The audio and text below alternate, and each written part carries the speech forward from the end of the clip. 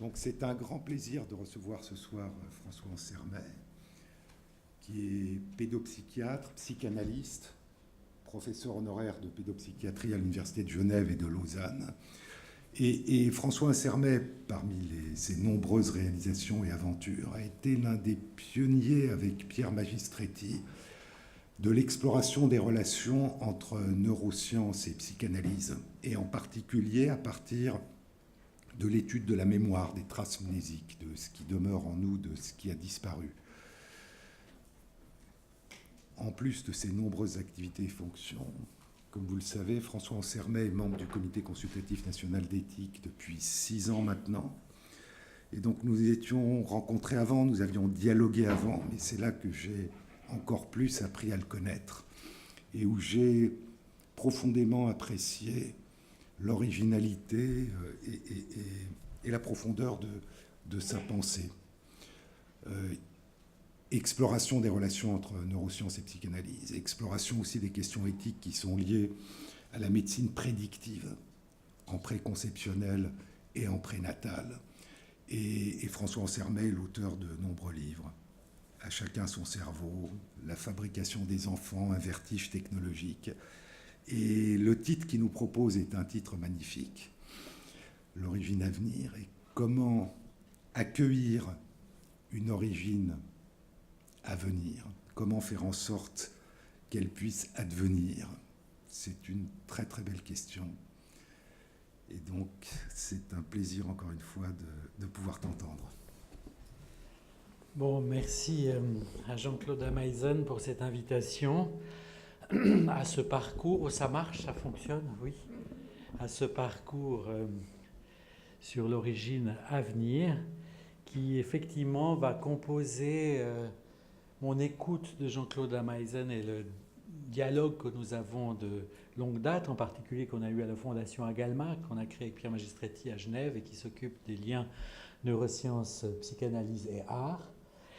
Et au fond, poursuivre ce dialogue, lui donner un avenir. Et j'ai mêlé la question de la procréation avec celle de la trace laissée par l'expérience et avec celle du temps. Donc en fait, on pourrait dire c'est les battements de l'origine que je vous propose vu ce titre. Alors pour dire les choses directement, clairement, je pense que cette citation de Rilke dans les Lettres milanaises du 23 janvier 1923 est à la base de la construction que je vous propose. Je la lis parce que je la trouve extraordinaire et une orientation clinique pour un psychanalyste tel que je suis. Nous naissons, pour ainsi dire, provisoirement, quelque part. Bon, c'est vrai que c'est provisoire, hein, donc bon, c'est peut-être enlevé provisoirement, mais enfin, en tout cas, ça va pour la naissance, quoi. Nous naissons provisoirement quelque part. C'est peu à peu que nous composons en nous le lieu de notre origine, pour y naître après coup, et chaque jour plus définitivement. Donc la naissance n'a pas lieu au commencement. La naissance, elle est devant. C'est un travail qui s'accomplit progressivement. Alors, l'origine et les battements du temps. Effectivement, on peut décliner l'origine de plusieurs façons. L'origine passée, d'où vient-on ? Problématique importante aujourd'hui par rapport aux biotechnologies de la reproduction, peut-être aussi les dons de sperme, dons d'ovules, dons de zygotes. Enfin, cette question est pas simple, adoption, enfin des choses beaucoup plus traditionnelles. D'où vient-on ? C'est la question. Habituellement, on voit l'origine du côté de d'où on vient. L'origine actuelle, c'est-à-dire d'où partons-nous aujourd'hui, hein, c'est-à-dire chaque moment du temps est une origine où on renaît, et origine à venir qui sera l'objet de ma construction, c'est-à-dire où va-t-on, qu'on pourrait aussi appeler le futur de l'origine, le futur de nos origines. Donc déjà, on sent que la question de l'origine doit être déclinée de ces différentes manières. Alors, quel temps sous-tend l'idée de l'origine ? Est-ce que l'origine, c'est un commencement ? Non. Est-ce que c'est un arrêt sur image? Non. Comment fonctionne la temporalité dans l'origine, telle que je viens de commencer à la poser? Eh bien, effectivement, on retrouve l'interrogation de saint Augustin sur le temps, c'est-à-dire les trois temps qu'il présente, après avoir éliminé le passé, le présent, le futur. Il dit le présent des choses passées, le présent des choses présentes, le présent des choses futures. Donc une déclinaison du présent dans trois temps, qu'on pourrait rapprocher de la déclinaison de l'origine dans trois temps. Alors les battements du temps, pour un psychanalyste, les battements du temps, c'est aussi le fait que le temps fait symptôme parce que le présent fait défaut. On n'accède pas au présent. C'est la chose la plus difficile, c'est d'être dans l'instant présent. Et on est dans l'après-coup, dans l'avant-coup, mais en tout cas, le présent nous échappe et fait défaut. Et c'est comme ça que le temps fait symptôme, fait des grands symptômes. Hein, l'hystérique, rapport au temps, c'est trop tôt. L'obsessionnel, rapport au temps, trop tard. Si j'avais su, j'aurais dû, j'aurais pu. Hein. Donc toute cette déclinaison particulière du temps qu'on pourrait faire. Donc on ne peut pas vraiment accéder au temps présent. Dire le présent, le fait de dire le présent, de pouvoir le formuler, exclut son existence. Dès qu'on le dit, le présent, il n'est plus là, puisqu'on l'a dit. Donc c'est déjà du passé. Ce côté insaisissable du présent est fondamental, en particulier pour un clinicien, pour un psychanalyste, en particulier aussi pour un psychanalyste d'enfant. Mon travail était beaucoup en clinique prénatale, périnatale, de l'âge précoce. On voit que peut-être le nourrisson est totalement présent, mais nous ne sommes pas présents à lui, et que ce côté du présent qui échappe et qui devient déjà du passé dès qu'on le saisit est très central dans le travail clinique. D'où la question que j'aimerais maintenant décliner autour des problématiques biotechnologiques, c'est-à-dire qu'est-ce que le contemporain? Est-ce qu'on a accès au temps qu'on vit?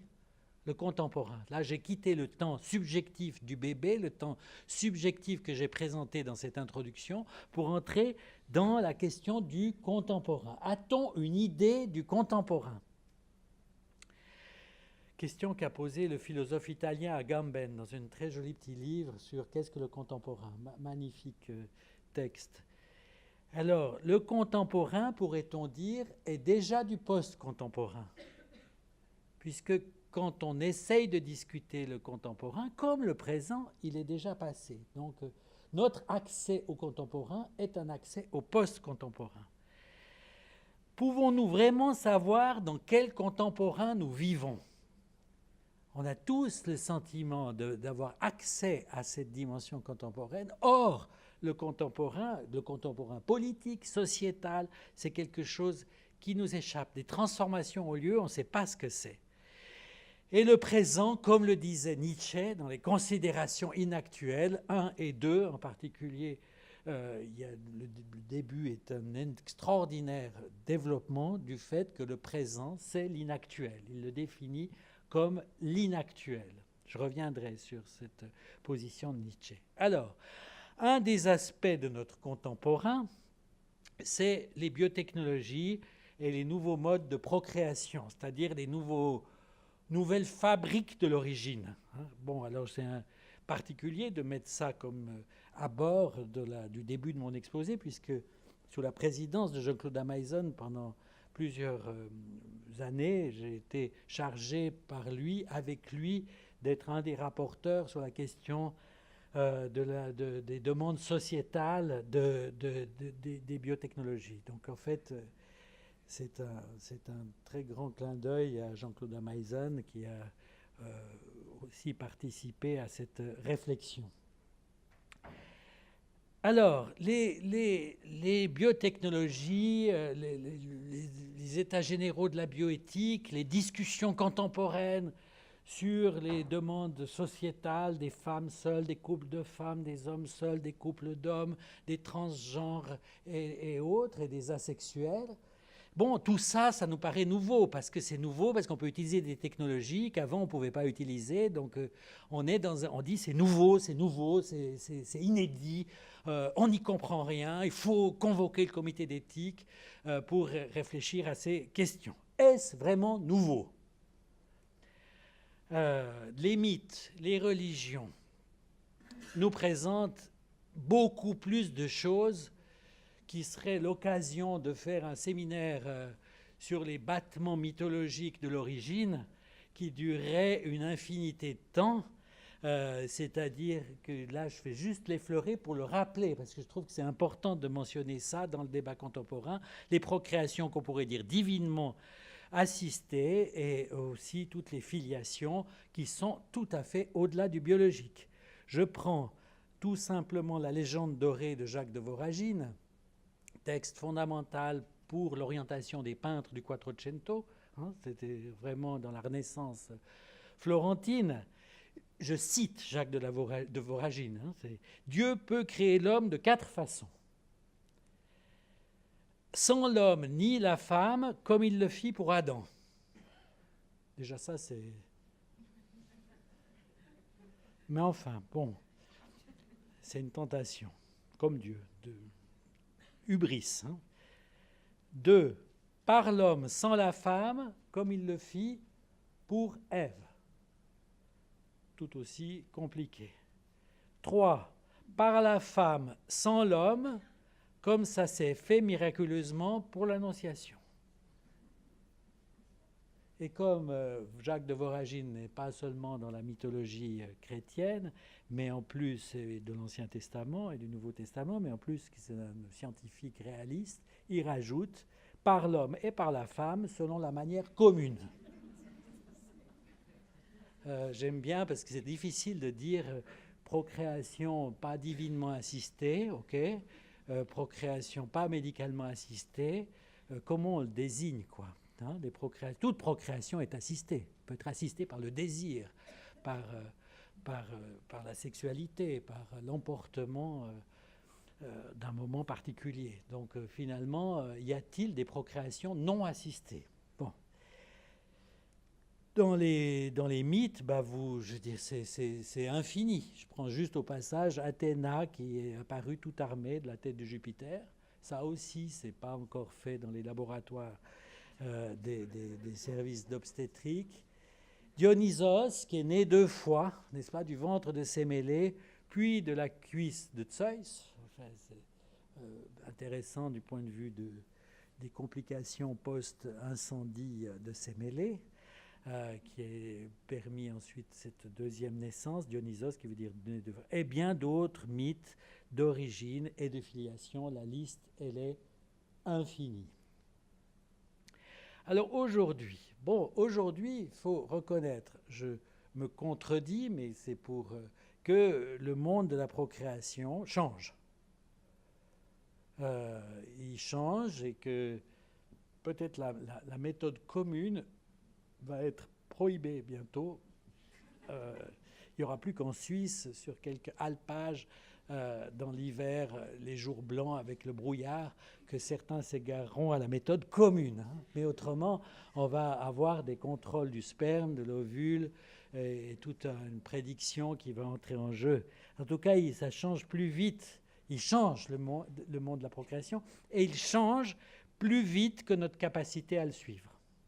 Je crois que ça, c'est le fait qui préoccupe la société. On n'ose même pas trop en parler, quoi. Actuellement, dans les lois de bioéthique, tout a été rédigé, l'avis 126, l'avis 129 du comité d'éthique, tout le monde est dans les starting blocks. Est-ce qu'on ose, dans le climat politique actuel, rajouter le mariage pour tous, la procréation pour tous, au débat contemporain? Excusez ce petit dérapage politique d'un Helvète qui devrait effectivement s'abstraire de ce genre de remarques. Mais en tout cas, on sent que ça, même si dans les procréations, les mythes de procréation, l'imagination des humains sur la question de l'origine dépasse de façon infinie ce qu'on est capable de faire technologiquement, eh bien, ce qu'on peut faire technologiquement effraie, sidère, inquiète. Alors l'enjeu, me semble-t-il, par rapport au fait d'aborder ces questions, c'est de ne pas maudire son temps. Alors bon, je parle peut-être aussi par rapport à la question des cliniciens, des psychanalystes, des psychologues, des psychiatres qui ont une certaine tentation conservatrice.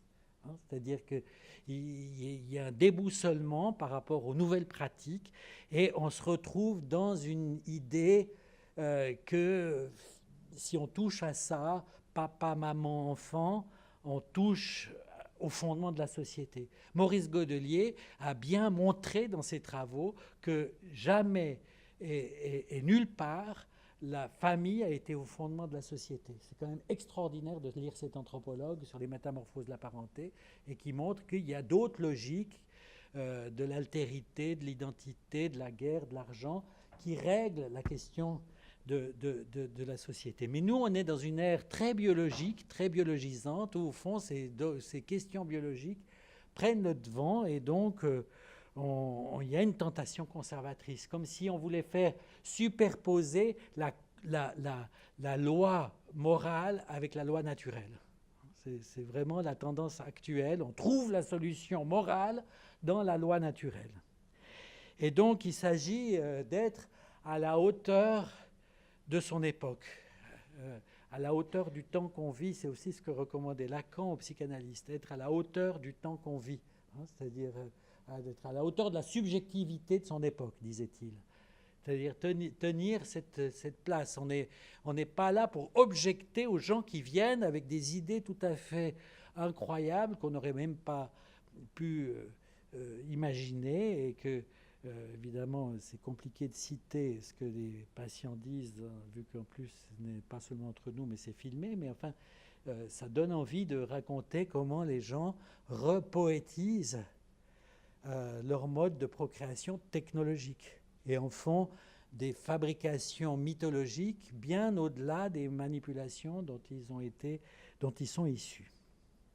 Alors, naître enfant demain, qu'est-ce que ça sera? Être enfant demain, quelle perspective? Quelle origine dans l'avenir? Quels sera dans l'avenir les nouveaux modes d'origine? Question pour ce soir.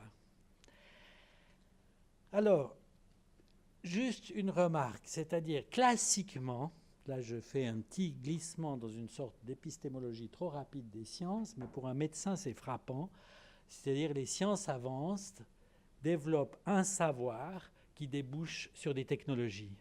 On fait des découvertes, on a des nouveaux moyens d'investigation. Donc on a une séquence science, savoir, technologie.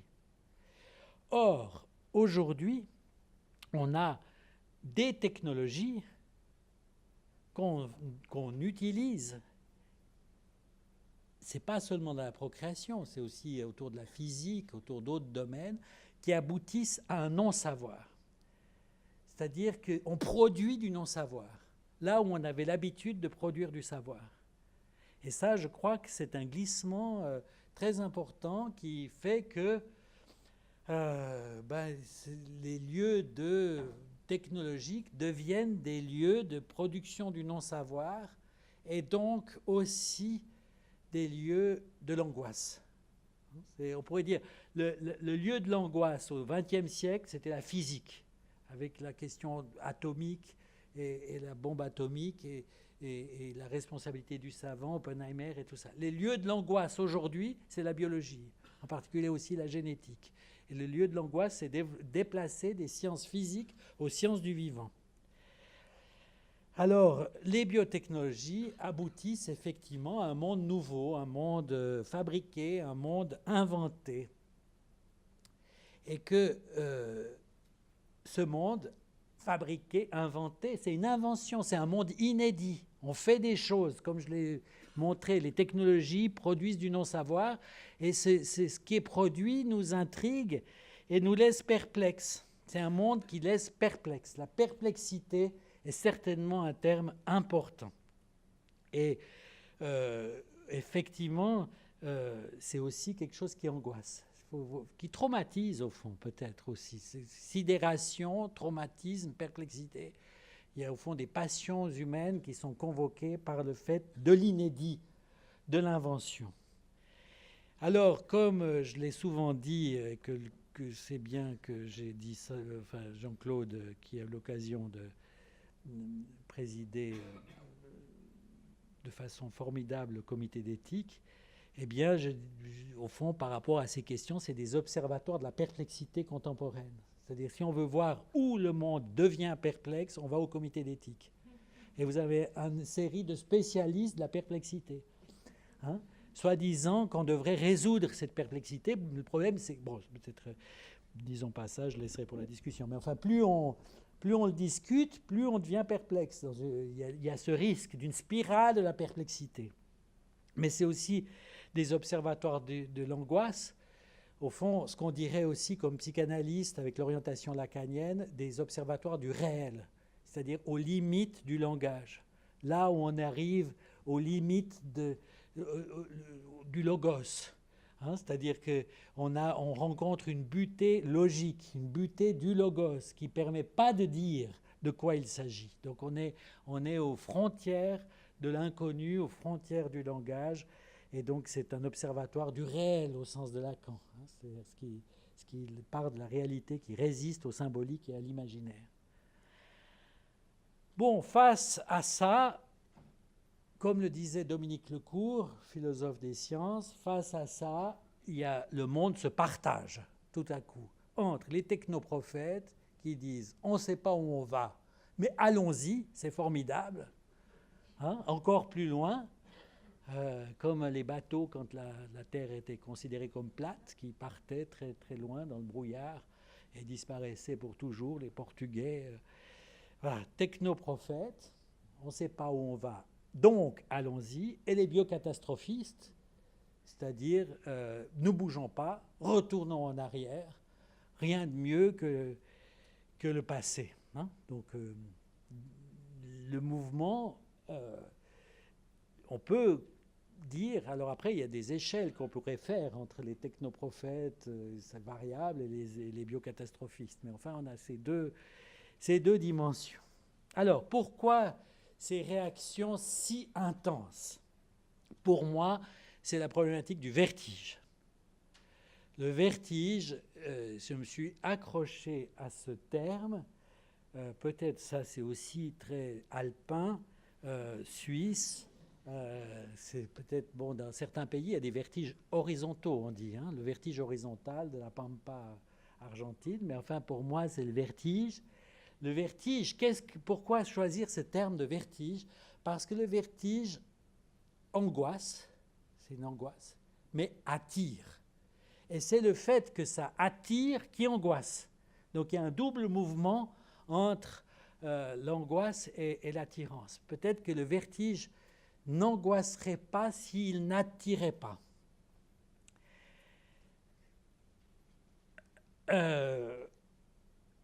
Trois vertiges essentiels que je parcours très rapidement, trois vertiges.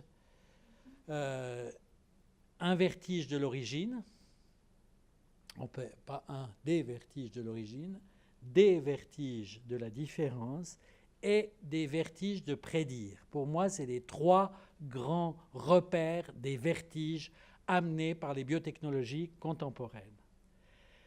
Commençons par le vertige de l'origine. Le monde de l'origine, imaginaire et symbolique, dont je traite ici, est différent du monde imaginaire et symbolique subjectif de la sexualité, qui est différent du monde imaginaire et symbolique de la procréation.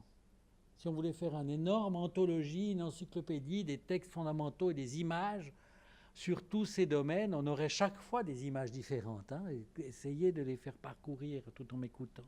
Différent de la gestation, de la grossesse, c'est un autre monde imaginaire et symbolique, différent de la naissance, du moment de la naissance, de cet arrachement, cette entrée dans le temps, entrée dans la vie, et différent également de la généalogie, de la filiation, des générations. Je pense que même dans ces toutes brèves descriptions, vous êtes sensible au fait que c'est des univers subjectifs totalement différents. Ils se croisent un peu, mais ils sont très différents. Or, dans le climat très biologique actuel, on a tendance à aligner origine, sexualité, procréation, gestation, naissance, généalogie. Si l'enfant est adopté, alors, bon, c'est une autre origine. S'il est issu de dons de sperme, de dons d'ovules, c'est encore différent. Il n'y a pas eu de sexualité, il n'y a pas eu la procréation dans le couple. C'est-à-dire qu'on décline un continuum dans des choses qui sont hétérogènes. Et ça, je crois que c'est très important de prendre conscience de cette hétérogénéité. Alors, origine, sexualité, procréation, gestation, naissance, généalogie, dans cette série, il y a deux dimensions on ne peut plus irreprésentables, c'est l'origine et la procréation. L'enfant ne ramène pas à l'originaire, il ramène au réel, irreprésentable de l'origine, tout aussi irreprésentable que la mort. Montaigne disait, comment ça se fait qu'on s'angoisse de mourir, soyons généreux, d'être mort d'ici 100 ans, et que ça peut provoquer, alors peut-être prenons moins long, parce que voilà, enfin, chacun choisit sa longévité, hein, et qu'on s'angoisse de mort, et que personne ne s'angoisse d'être, de ce qu'il était, de ce qu'il aurait pu être 100 ans avant de naître. Hein. Donc cette dimension chez Montaigne est tout à fait extraordinaire. Donc l'enfant ne ramène pas à l'originaire, il ramène au réel, il ramène à l'irreprésentable de l'origine, cette dimension-là. De même la procréation. La procréation, c'est le truc impensable. Même un biologiste a la peine de savoir qu'est-ce que c'est vraiment le moment du début de la vie. Est-ce que c'est quand le spermatozoïde entre dans l'ovule? Est-ce que c'est quand les deux noyaux fusionnent? Est-ce que c'est quand ils se séparent? Est-ce que c'est après une série de multiplications? Il y a vraiment là quelque chose, le temps même, et comme je l'ai dit, du temps, du présent, on n'arrive pas à le saisir. Dès que ça a eu lieu, c'est déjà parti, c'est déjà ailleurs, et en plus, si on regarde trop, on le tue, quoi. C'est un peu le paradoxe de l'observation des développements précoces. Donc, origine et procréation, c'est deux irreprésentables. Donc, vous pouvez réaliser que les démarches technologiques touchent à deux irreprésentables fondamentaux, qui n'ont pas d'autre représentation que celle offerte par des systèmes symboliques, imaginaires et symboliques, des mythes qui permettent de les aborder. Alors, d'où la question, d'où viennent les enfants, qui est la question insoluble par excellence. Je me permets de citer Freud, qui a dit ça en 1908 dans un texte sur la sexualité infantile. C'est une phrase d'actualité. Pourquoi c'est une question insoluble? Je prends les questions des enfants. Les questions des enfants, c'est pourquoi je suis moi et pas quelqu'un d'autre? Pourquoi ici et pas ailleurs? Pourquoi maintenant et pas en un autre temps? Est-ce qu'on a des réponses à ces questions? Une petite fille voit sa maman genevoise enceinte. Une histoire qui m'a frappé, très didactique. Sa maman enceinte. Bon, ça arrive, même à Genève, après Calvin, qu'il y ait des mamans enceintes. Bon, elle voit sa maman enceinte, et puis elle lui dit, oui, bon, c'est quoi cette histoire? Bon, petite fille à 8 ans.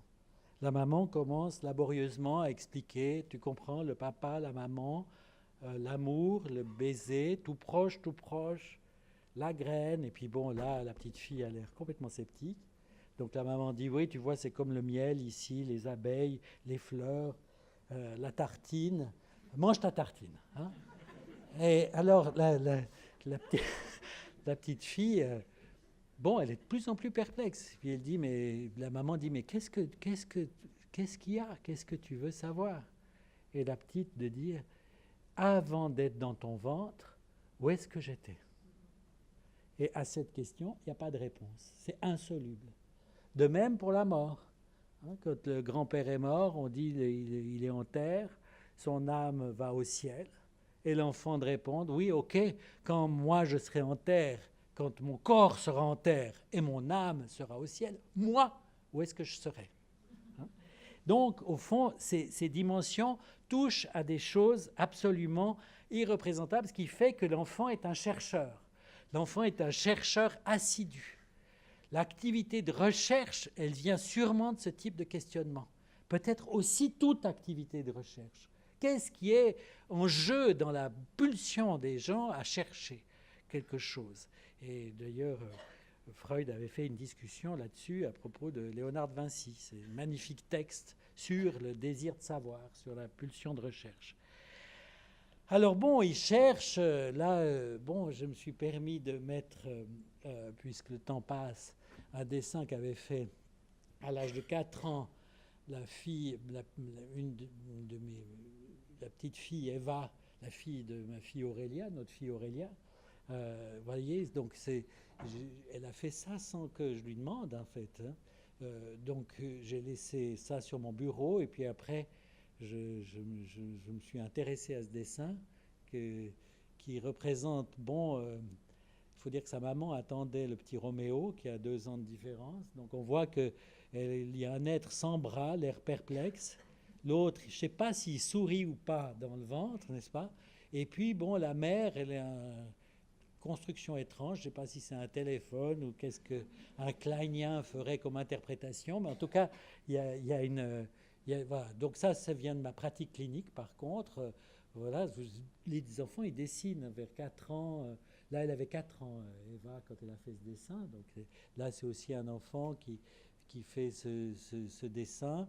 Là aussi, c'est intéressant parce que l'enfant, à l'intérieur du corps de la mère, est lui-même porteur de quelque chose, en série, comme des poupées russes. On voit cette activité de recherche. Là, tout le monde est souriant. Ça commence bien, quoi, quand même.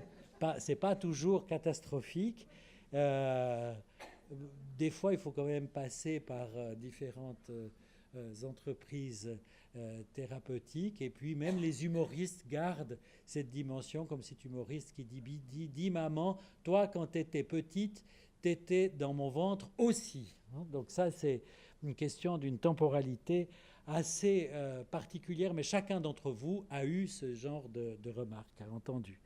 Donc les biotechnologies de la procréation introduisent dans cette série origine, sexualité, procréation, gestation, naissance, produisent des disjonctions, c'est-à-dire technologiques, des ruptures technologiques. On isole cet enchaînement entre la sexualité et la procréation, entre la procréation et la gestation, entre l'origine et la filiation, plus des disjonctions temporelles. J'ai pris cette image d'un artiste, voilà, comme si on gelait quelqu'un dans son émergence à travers les cryoconservations, spermatozoïdes, ovules, qui est devenu possible maintenant à travers la vitrification des ovocytes, et puis des zygotes, des embryons. Donc au fond, ce temps arrêté, quoi, qui est quand même une question absolument vertigineuse. Ça, on peut le dire sur l'origine. On peut peut-être décaler d'une génération, 2 générations. Bon, il y a des lois, des règlements, des choses, mais enfin, ça nous échappe et qu'à partir de là, il y a ce débat éthique sur un don de temps qu'on peut faire à soi-même. C'est-à-dire, on garde ses ovocytes et on se les donne 25 ans plus tard, suivant à quel moment on les a pris. C'est-à-dire, on arrache les aiguilles à l'horloge, quoi, qui est peut-être une tentation particulière des humains, quoi. Bon, peut-être que ça dépend des moments de la vie. Les petits que je viens de représenter ont plutôt envie que ça avance. J'aurai bientôt. Après, on ne sait plus si on a un anniversaire, si c'est une année de plus ou une année de moins. Et à un certain âge, ça devient nettement une année de moins. Donc, on arrache les choses. Et puis, bon, ces disjonctions se multiplient jusqu'à être une disjonction totale entre le biologique et le sociétal. C'est-à-dire qu'il n'y a plus de contact. Enfin, voilà. Si on fait don de sperme, don d'ovule et gestation pour autrui, on a une disjonction totale. Les parents d'intention pouvant ne participer à aucune étape de la procréation et de la gestation. D'où le débat sur le statut de ces enfants, qui est très important en France, qui se résout à travers le droit, en fait, aujourd'hui. Le Monde qui a toujours, avec Plantu, la façon bien c'est pourtant simple. Le deuxième parent souhaite une adoption plénière par un droit légal et voilà, de la mère porteuse et inversement par autrui. Et le foetus dit j'ai rien compris. Voilà. Hein, donc effectivement, aujourd'hui, peut-être ira-t-on jusqu'à disjonction entre homme-machine. Hein, c'est-à-dire que les frontières sont en train de bouger. C'est quand même curieux. Les frontières entre l'animal et l'humain bougent.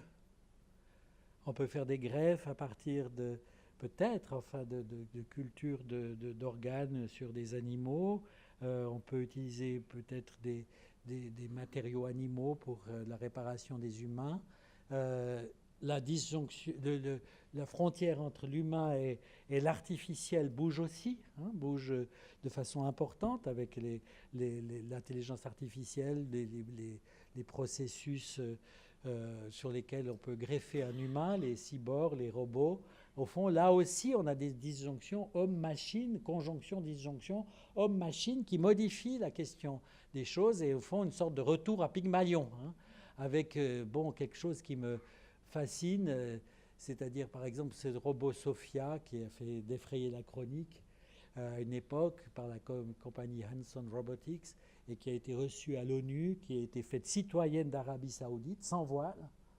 Hein, donc, nous pouvons même conduire une voiture. Bon, après les autres ont pu conduire une voiture, mais enfin c'était incroyable que cet objet incongru, d'ailleurs qui a une forme humaine de l'actrice, bon j'ai juste un blanc là, mais enfin qui a été inspiré par un visage, cette idée de donner une apparence humaine à des machines qui pourraient fonctionner sans apparence humaine du tout. Donc voilà. Donc on retrouve Pygmalion, pour continuer dans mon insistance genevoise, Pygmalion comme Rousseau, le fameux petit texte magnifique de Rousseau sur Pygmalion. Galatée se touche et dit « moi ». En écho, Pygmalion s'écrit « moi ». Pygmalion, toi c'est moi, tout mon moi est en toi, je ne vis désormais plus qu'en toi. Donc c'est extraordinaire construction de Pygmalion et Galatée dans le petit texte de Rousseau pour un projet musical. Voilà, donc effectivement, quelque chose qui est en train de changer là aussi. Peut-être que bientôt, ça sera comme ça, quoi. Donc, ils nous donneront quelques petits... C'est pas des sous, hein, c'est des pièces de leur construction.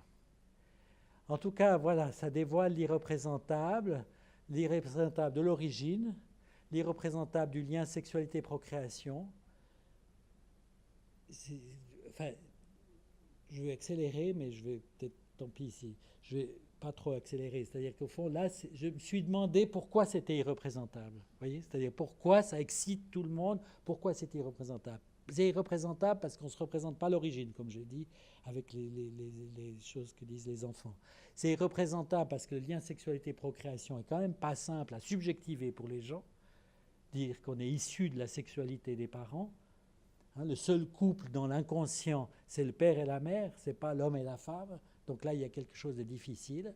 Et puis l'irreprésentable de la mort dans la procréation.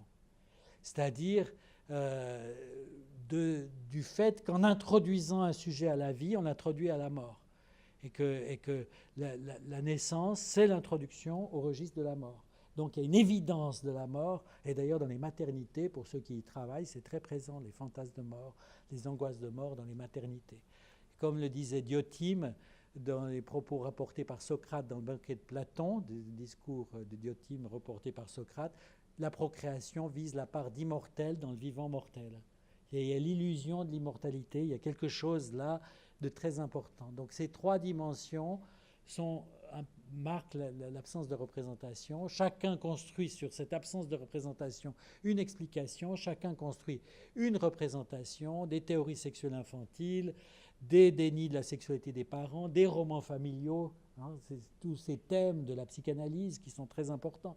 On n'imagine pas que ça peut être cet homme-là et cette femme-là dont on est issu. Non, mais quand même, on vient d'une origine, d'un désir prestigieux. Hein, voilà. Si bien que toutes ces théories qu'est-ce qu'elles ont de commun? C'est qu'elles ne sont pas sexuelles. Elles court-circuitent le sexe dans la procréation. Donc, fantasmatiquement, nous sommes tous issus de procréation médicalement assistée. Et j'ai l'impression que le débat sur les procréations médicalement assistées pose problème parce qu'au contraire, paradoxalement, elle révèle la présence de la sexualité dans la procréation. D'où les religions, les Vaticans, tout le monde ne pense qu'à la sexualité. Vous voyez, c'est-à-dire qu'il y a une sorte de détournement de la question. Ils sont obligés de penser, alors que finalement, ce serait vraiment beaucoup... Voilà. Vertige de la différence, c'est l'autre vertige sur lequel je passerai vite, mais qui est très important. Au fond, on pourrait dire que l'origine, elle est au croisement de la différence des sexes et de la différence de génération, pour reprendre un peu les catégories de l'ordre symbolique. Et que c'est là que se joue à la fois la question de l'origine et à la fois la question des biotechnologies périnatales, des biotechnologies de la procréation. Donc, si on est dans ces demandes sociétales déjà citées, les femmes seules, les couples, les hommes, couples d'hommes, les hommes seuls, les transsexuels, les asexuels. J'ai rencontré une jeune qui veut passer transsexuelle F2M et je lui ai dit, mais est-ce que tu as déjà des relations avec des autres, son fils? Puis elle m'a dit oui. J'ai dit, ah bon, avec qui? Elle m'a dit, un transsexuel asexuel. Donc c'est pour dire que les choses se complexifient, vous devez avoir un peu de souplesse mentale. Donc voilà les scènes de Charlie Hebdo, de la vie conjugale, des conflits conjugaux. Va vivre chez ta mère porteuse, retourne dans ton utérus de location, va habiter chez ton donneur de sperme, ramasse ta five et tire-toi, prends les clés de ton éprouvette et fous-moi le camp, va vivre chez ce couple de connards d'amis qui, avec leur premier enfant, nous ont donné envie d'en avoir un, nous aussi. Voilà, donc c'est nouvelle scène particulière. Maintenant, autre dimension, le vertige de la prédiction. La procréation implique l'imprédictible. Il y a une dimension imprédictible de ce qui va suivre, de ce qui va se passer. Comme effectivement Beckett. Phrase fascinante, salopard, pourquoi tu m'as fait? C'est dans Fin de partie. Dit l'enfant au père, Nag, je ne pouvais pas savoir. Quoi? Qu'est-ce que tu ne pouvais pas savoir? Je ne pouvais pas savoir que ce serait toi. Hein, ça c'est, effectivement, c'est imprédictible. Mais aujourd'hui, par les procréations médicalement assistées, ça peut devenir prédictible. Et je crois que ça, c'est un vertige contemporain, comme je pense que c'est peut-être la question éthique majeure. C'est ce côté, effectivement, d'introduire la prédiction dans la procréation et que, effectivement, les demandes sociétales d'assistance à la procréation va donner une habitude de médicaliser la procréation et que les futurs marginaux, c'est les hétérosexuels qui pensent pouvoir procréer quand ils veulent, où ils veulent, à l'heure qu'ils veulent, sans prédiction. Et au fond, c'est pas si éloigné puisqu'il y a toute la question des tests préconceptionnels qui aujourd'hui sont possibles avec le développement du séquençage du génome humain, des bilans de facteurs de risque du couple, chercher à procréer sans risque, le choix d'un conjoint en fonction de risques prédictibles, peut-être qu'il va aller vers des nouveaux modes d'alliance où le patrimoine génétique remplacera les formes classiques de patrimoine. Hein. C'est-à-dire qu'aujourd'hui, pour se chercher dans la sexualité et le désir, il y a Tinder. Et puis, en général, sur Tinder, il y a la photo de la personne. Une patiente me disait, j'adore Tinder parce que je passe les hommes et puis je les envoie comme ça. Il paraît qu'on fait un geste et ils disparaissent dans le cloud, à tout jamais. Donc c'était sa passion de Tinder, mais peut-être bientôt on n'aura plus des images de désir dans Tinder, mais on aura des séquençages du génome et des listes de facteurs de risque, c'est-à-dire quelque chose qui peut mettre en crise le système de santé puisqu'il tient sur la réciprocité et la solidarité qui est fonction d'un non-savoir et que d'introduire un savoir dans le système de santé, ça ne veut pas dire que là je fais une crise catastrophiste, je dis que ça impliquera de l'imagination, d'imaginer des systèmes de santé différents que basés sur le non-savoir.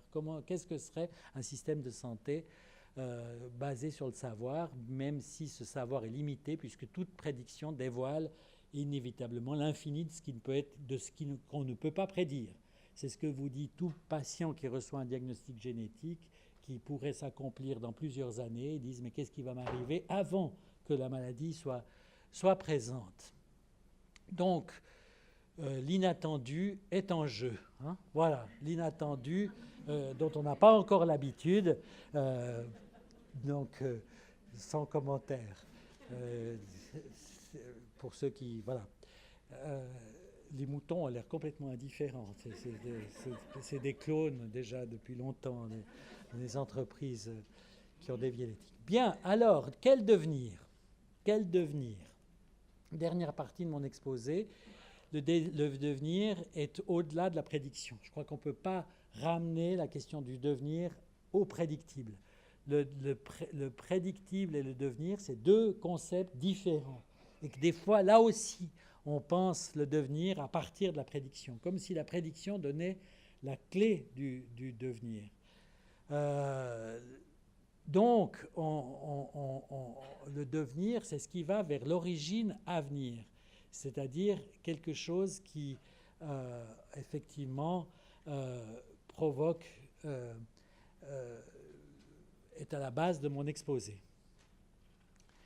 Alors, le point important par rapport au devenir, ça c'est une orientation clinique, c'est de ne pas ramener l'enfant à ses conditions de procréation. Ne pas faire de l'origine un destin. Ce serait un peu la formule.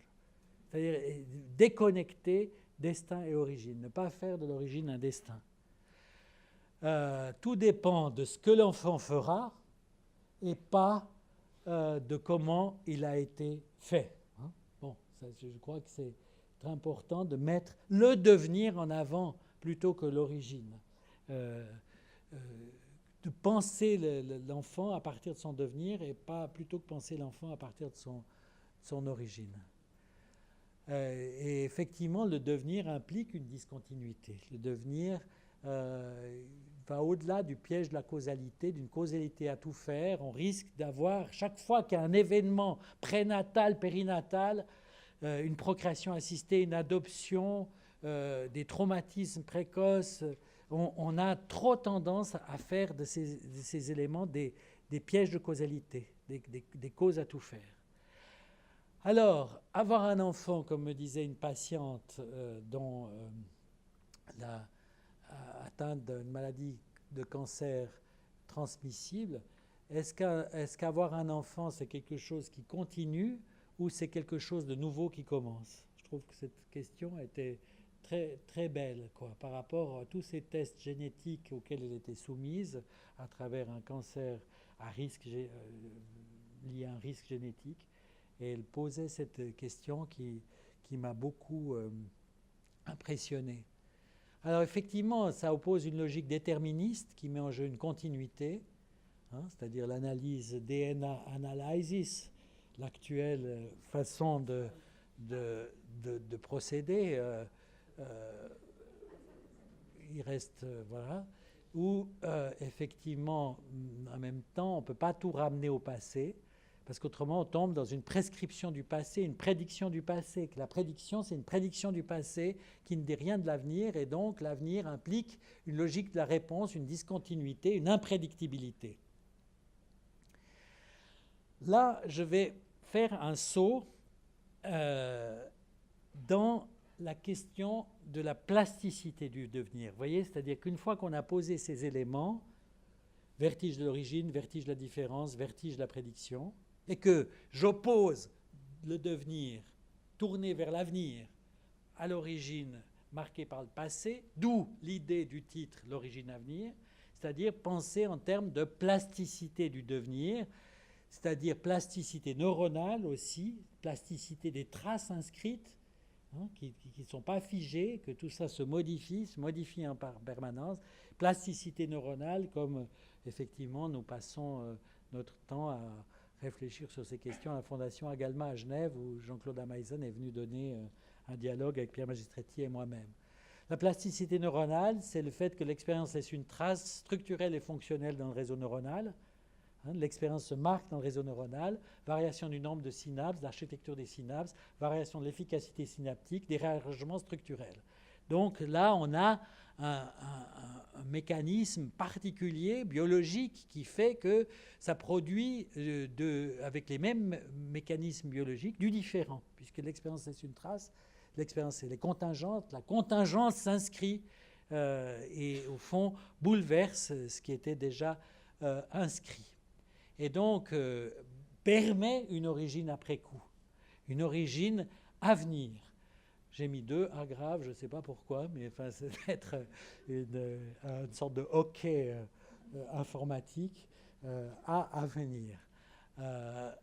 Des traces sont associées à des états somatiques, je le mentionne vite, mais c'est important, c'est-à-dire que ce n'est pas que des traces inscrites comme computérisées dans le cerveau, mais c'est aussi des traces somatiques, des marqueurs somatiques, comme dit Damasio, qui impliquent la mémoire et à la fois l'évocation mnésique, mais en même temps une évocation par rapport à des marqueurs somatiques, comme la mémoire proustienne, on pourrait dire, à partir d'une odeur, d'une sensation. Alors la plasticité pose la question, tout se conserve, tout se modifie.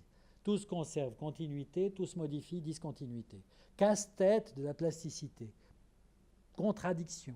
Comment penser un phénomène aussi continuiste que la plasticité, où tout se garde, tout s'inscrit, et en même temps un phénomène où on se dit potentiellement il y a discontinuité, tout se modifie. Alors c'est là où je passe vite, parce que j'ai déjà eu l'occasion d'en parler dans ce cadre-là, mais c'est juste pour arriver sur la question du temps qui m'intéresse par rapport au devenir, du temps du devenir. Il y a des paradoxes de la plasticité. Premier paradoxe, c'est celui de la discontinuité. Donc la plasticité, l'expérience laisse une trace, c'est un phénomène de continuité.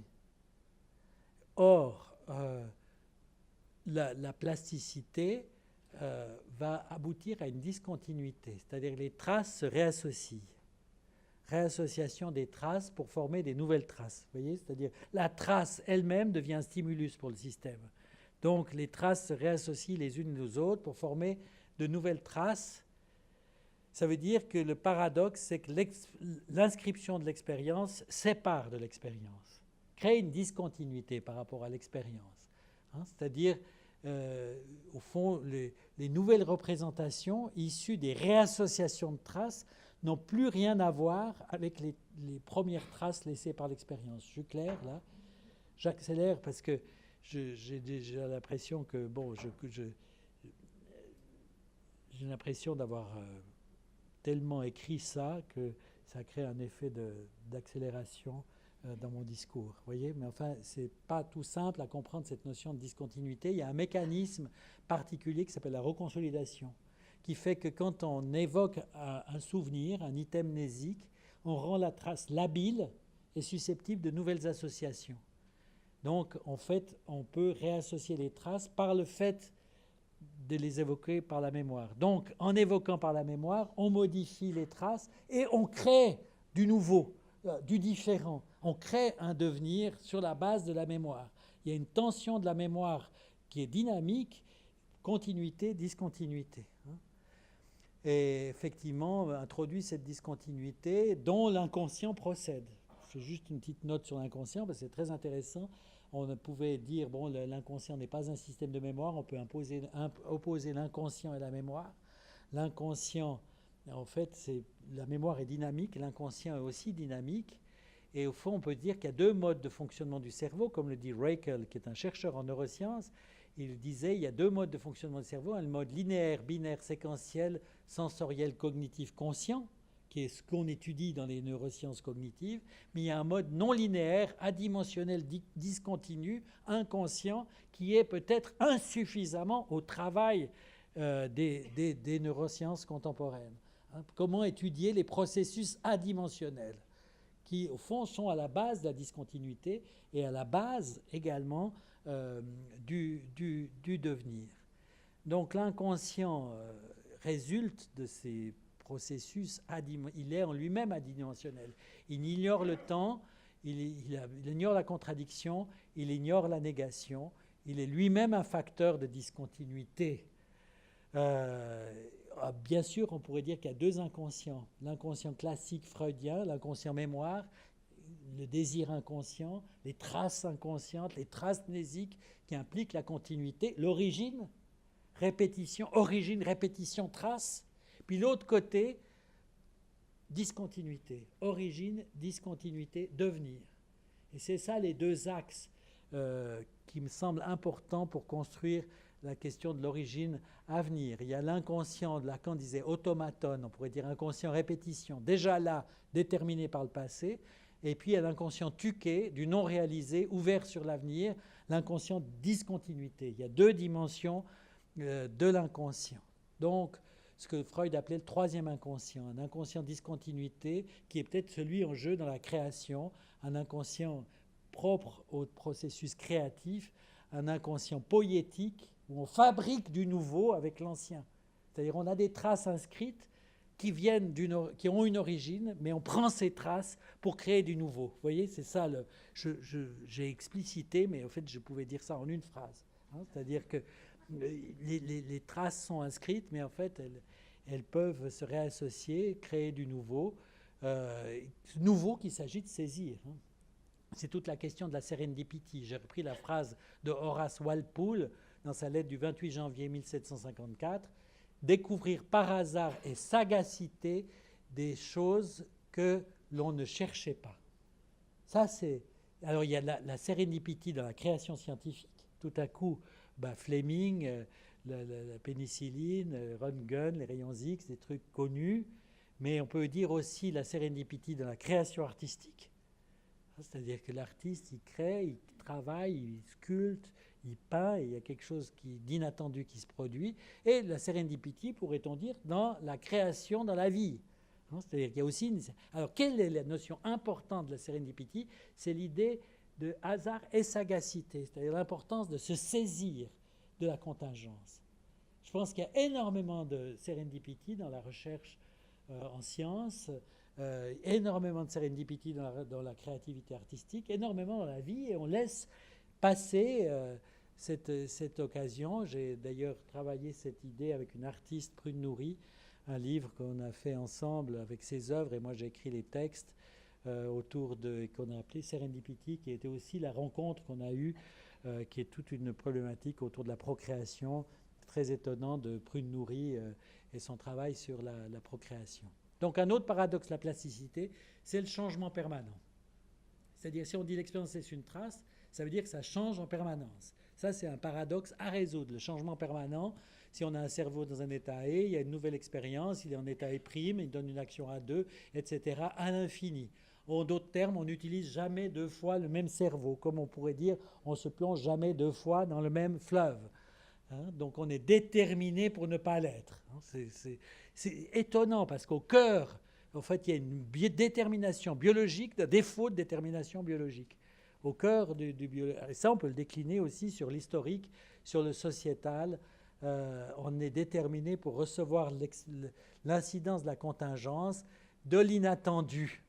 Et que ça pose la question du temps dans les réassociations de traces qu'on travaille en ce moment à Galma, c'est-à-dire pour penser la réassociation des traces.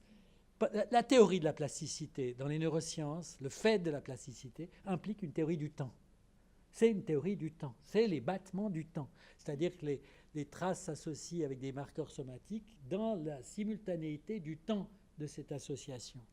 La simultanéité, et Freud avait cette intuition, me fascine. En 1915, il dit la succession implique une coexistence. Pour que des choses se succèdent, il faut d'abord qu'elles coexistent. Et qu'au fond, on a une inscription diachronique des traces et une réassociation synchronique dans l'instant des traces qui coexistent et qui impliquent une imprédictibilité. Donc, comme j'ai eu l'occasion de dire dans un film, La poétique du cerveau, fait par Nourrit Aviv, on joue des traces comme des notes dans la composition musicale. On crée et on recrée quelque chose, autant que les créateurs musicaux peuvent créer avec un nombre limité de notes, que ce soit le système classique ou dodécaphonique, une infinité de choses. Et que ça, je crois que c'est très important, pas avoir un réductionnisme de la trace, mais penser cette ouverture entre synchronie et diachronie, c'est-à-dire Saussure à Genève, une fois de plus, Ferdinand de Saussure, j'ai une petite obsession d'étranger là, a créé ces néologismes, hein, diachronie et synchronie, c'est-à-dire une réassociation synchronique des traces qui ont été inscrites diachroniquement. Et que là, le temps joue un rôle fondamental, la simultanéité, dans cette réassociation. Alors, donc, voilà, d'où la place de la contingence, j'avance, voilà. L'incidence de la contingence, c'est ce qui est en jeu dans le devenir. Le devenir, il est tourné vers l'avant et pas tourné déterminé par ce qui est derrière. Il faut penser en termes d'avenir, de devenir, et pas penser en termes de passé et de déterminisme. Finalement, rien de nouveau là aussi. C'est les moires que je vous rappelle, Cloto, c'est-à-dire les fatales dispositions innées, c'est-à-dire la nécessité. Atropos, la mort qui coupe, n'est-ce pas, avec son ciseau le fil, n'est-ce pas, et voilà, c'est la fin. Et puis, le troisième moire, c'est l'achésis, le hasard, la contingence. C'est-à-dire la troisième moire qui oriente différemment le fil. Et ça, entre ces deux temps énigmatiques des fatales dispositions et de la mort, eh bien, il y a la place pour la contingence, la place pour l'inattendu. Le devenir est imprédictible au-delà de la transmission. Ce n'est pas parce que quelque chose est transmis qu'il n'y a pas de l'inattendu. D'où l'idée de l'origine à venir. L'enjeu de la psychanalyse, c'est d'ouvrir l'avenir. C'est ça l'enjeu d'une psychanalyse. C'est important de le rappeler très vite à la fin de cet exposé. C'est que, au fond, on pourrait voir l'idée de la psychanalyse comme une abréaction. On va chercher les traumatismes, on va chercher les conflits, et on va, au fond, chercher dans le passé la solution des problèmes présents. Mais en fait, l'enjeu d'une psychanalyse, c'est l'ouverture vers l'avenir. C'est un praticien de l'avenir, un praticien de l'inattendu qui joue effectivement d'un non-déterminisme diachronique lié à des éléments synchroniques que sont la trace et l'instant. C'est-à-dire que la trace, c'est un élément synchronique qui permet une rupture diachronique. L'instant, c'est un élément synchronique qui permet une rupture diachronique, l'instant, comme je l'ai présenté au début, du présent. C'est-à-dire ça crée les conditions de cette discontinuité. En tout cas, il y a continuité et discontinuité. C'est le battement de l'interrogation que j'ai eue en préparant cette conférence à l'invitation de Jean-Claude Ameisen. Continuité, discontinuité, un battement. J'aurais pu faire une musique particulière pour essayer de présenter ce battement. Et effectivement, Freud avait aussi pointé ça dans le bloc magique, où il dit ce mode de travail discontinu du système de perception-conscience est au fondement de l'apparition de la représentation du temps. Donc la représentation du temps est issue de cette discontinuité, de la discontinuité. C'est un produit de cette discontinuité, de l'investissement pour Freud. Mais là, j'ai pris... C'est le produit du battement, quoi. Alors, effectivement, un texte littéraire est extraordinaire sur cette dimension. C'est Le temps zéro d'Italo Calvino. Je ne sais pas si vous avez lu Le temps zéro d'Italo Calvino. C'est une lecture d'un suspense extraordinaire. Donc, c'est un chasseur qui tire une flèche sur un lion en train de lui sauter dessus. Et Calvino, un scientifique très obsessionnel, discute la balistique avec toutes les hypothèses qu'on peut faire. C'est-à-dire, est-ce que la flèche atteindra le lion qui va tomber brutalement sur le sol de la savane dans un dernier souffle et laissera le chasseur indemne, ou est-ce que le lion, la flèche ratera sa trajectoire et le lion mordra dans le crâne du chasseur et dégustera sa cervelle encore chaude, quoi. Donc il y a une dimension de suspense parce qu'il met ça sur des pages. Et vous lisez, c'est presque même, c'est passionnant et presque un peu ennuyeux, quoi, parce qu'il réfléchit à toutes les possibilités. En tout cas, il nous révèle ce temps zéro, qui est une notion magnifique autour de la question du temps, c'est-à-dire qu'il y a tout le temps le temps zéro qui est en jeu. Ce qui était n'est plus, ce qui ne sera n'est pas encore. Donc met en jeu le temps zéro, une suspension du temps. Et au fond, ça veut dire que le temps zéro n'est pas au commencement. Le temps zéro, il est entre T1 et T2. Il est toujours entre deux temps du temps. Comme un compositeur avec les notes de musique. Entre une note et la suivante, il y a une infinité de possibilités. Bien sûr, il y a un flux musical, mais là, il y a un choix que doit faire le compositeur entre ces deux notes. Et chacun d'entre nous, on est dans cette situation dans la vie. Alors évidemment, le flux occupe toute sa place, la répétition occupe toute sa place, l'inconscient automatone occupe toute sa place, le retour du même, mais en même temps, on a une potentialité de changement qui est extraordinaire, dont on ne s'est peut-être pas disposé, et qu'au fond, on pourrait faire le schéma comme ça, en disant, on a T1, T2, et entre T1 et T2, il y a T0, ce T0 dont on dispose, dont on peut disposer, tant qu'on est vivant, quoi. C'est-à-dire... Encore faut-il être vivant. Après, je ne sais pas, mais c'est peut-être la caractéristique de la vie, de pouvoir disposer du temps zéro. C'est-à-dire de ce temps kairos des Grecs, que ce temps fondamental, cet usage qu'on peut faire du temps, de l'instant décisif, comme dirait le photographe. L'instant décisif, les photographes ont l'intuition de ça, Cartier-Bresson, c'est-à-dire que juste on capte quelque chose qui a à voir entre deux temps du temps. Là, j'ai trouvé je trouve ce schéma extraordinaire de Nietzsche dans les fragments posthumes de 1873. Extraordinaire schéma, alors que Nietzsche décrit. Sa description, parce que peut-être c'est pas tout simple, c'est-à-dire dans ce schéma, donc c'est des fragments posthumes, Nietzsche construit une ligne temporelle, non pas de gauche à droite, non pas continue comme la flèche du temps, mais au contraire une pluie de points de haut en bas, séparés des uns des autres. Vous voyez les petits points qui tombent de haut en bas, séparés les uns des autres. Et Nietzsche écrit « Il n'y a que des points complètement différents, pas de ligne ». Cette non-ligne, il est hachuré de traits comme des coupures, des traits obliques,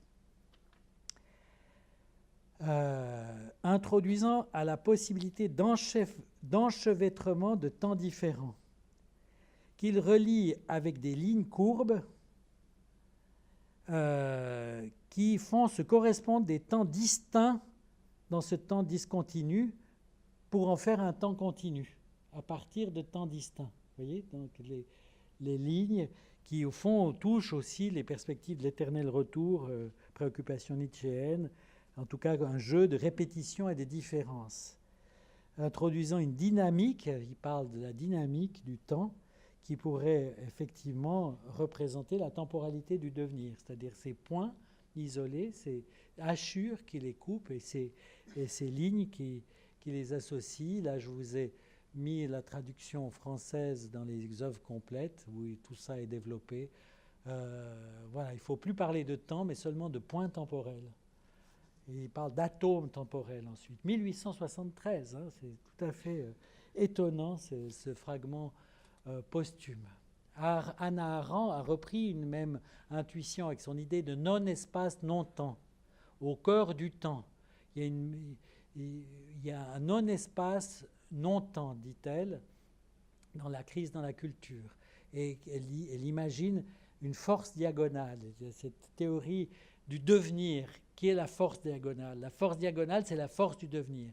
C'est-à-dire entre le passé qui pousse et l'avenir qui attire, il y a toujours cette possibilité d'un échappement par une force diagonale, une brèche entre un passé infini et un futur infini. La vie consiste à faire usage de la force diagonale. La psychanalyse est une pratique de la force diagonale. Une troisième force qui entre en jeu, qui va vers un devenir imprédictible, propre à chacun. Comme elle dit, la force diagonale est limitée quant à son origine, mais infinie quant à sa fin. C'est un peu une sorte d'effet papillon de la subjectivité. C'est-à-dire on fait à un moment un choix et on ne sait pas les conséquences. Hein, vous croisez quelqu'un à un arrêt de bus, vous dites bonjour, ça finit dans une histoire, une passion amoureuse, ça donne plein d'enfants, des conflits familiaux et un héritage où les gens se déchirent. On n'a aucune idée de chaque acte fait, de la force diagonale qui entre en jeu. Donc il vaut mieux rester complètement catatonique, figé dans un hôpital psychiatrique. Donc je termine. Ça va, j'ai fait 1h15, ça respecte à peu près la temporalité. Je termine avec cette citation, j'ai commencé avec une citation de Rilke, je termine avec une citation de Walter Benjamin. L'origine ne désigne pas le devenir de ce qui est né, mais le tourbillon de ce qui est en train de naître dans le devenir. Notion fondamentale de cette idée de tourbillon, de ce qui est en train de naître dans le devenir. C'est ça l'enjeu. De saisir l'instant, de carrefour entre répéter. En général, on choisit répéter. Bon, peut-être en Suisse seulement, mais... et puis, l'autre côté, changer, inventer. Hein, c'est-à-dire le risque de l'invention. Hein. Comme disait Valérie, qu'est-ce que tu fais tous les jours? Que fais-tu tous les jours? Je m'invente. La pratique de l'invention, qui crée sa vie comme une œuvre, s'inventer, c'est-à-dire vers une origine toujours à venir, prise dans le tourbillon du devenir. Merci pour votre attention.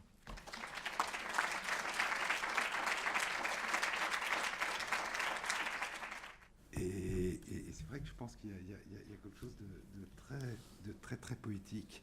Je me demandais d'ailleurs, parce que le passé rabat de manière irréversible ce tourbillon une fois qu'il est advenu. Et donc dans ce que tu dis, il y a quelque chose de très beau qui est pas tant, j'allais dire, toutes les diagonales qui vont survenir ou toutes les discontinuités qui, une fois qu'elles auront été rabattues dans le passé, seront rétrospectivement banales. C'est le fait de le vivre comme un accueil permanent.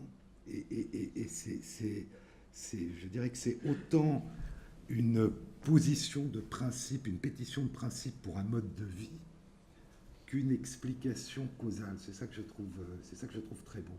C'est-à-dire, au fond, faisons ce que tu disais, inventons-nous, quel que puisse être rétroactivement. Au fond, toutes les inventions dans le passé se valent, elles sont advenues, le tourbillon a disparu. Mais c'est dans ce présent insaisissable qui n'existe pas, comment faire en sorte de se surprendre. Il y a quelque chose que je me demandais quand tu parlais de la répétition et de l'inconscient répétitif et de la tendance à répéter. À partir du moment où, comme tu le disais, nous changeons perpétuellement. La répétition n'est pas une répétition parce que celui chez qui la répétition survient n'est plus le même que celui chez qui c'était advenu avant. Donc je me demandais quelle est la vertu aussi d'invention, même si elle est peut-être moins puissante, qu'il y a dans la répétition. Au fond, peut-être que la répétition est une illusion et que répéter, c'est une façon d'inventer en croyant que l'on conserve. Et donc il y a le mode d'invention où on invente parce qu'on le sent, on sent que ce dans quoi on se projette est nouveau. Et puis il y a les moments où on croit qu'on n'invente pas, mais où quelque chose s'invente en nous sans qu'on en soit véritablement conscient. Alors, moi, donc il y a deux éléments que j'ai entendus dans ce que tu me dis juste après l'écoute. Un, c'est cet accueil permanent. Je n'avais pas... c'est vrai que c'est une position subjective d'accueillir le nouveau. C'est important d'ajouter ça, puisqu'en fait, chaque temps du temps absorbe effectivement le temps précédent, voire même le détruit, quoi. Finalement, c'est un travail de destruction permanente. Donc, effectivement, on peut se dire, comme psychanalyste, comment on peut permettre un changement, mais mais en même temps un changement qui ne soit pas une destruction de ce qui était.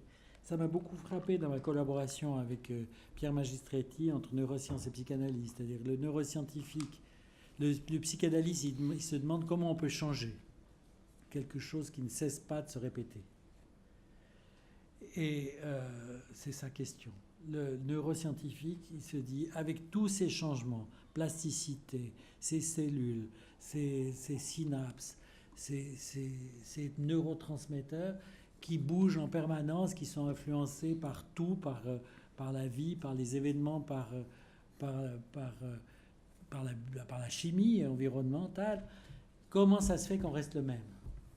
Donc la question du neuroscientifique, c'est l'identité diachronique. La question du psychanalyste, c'est le changement.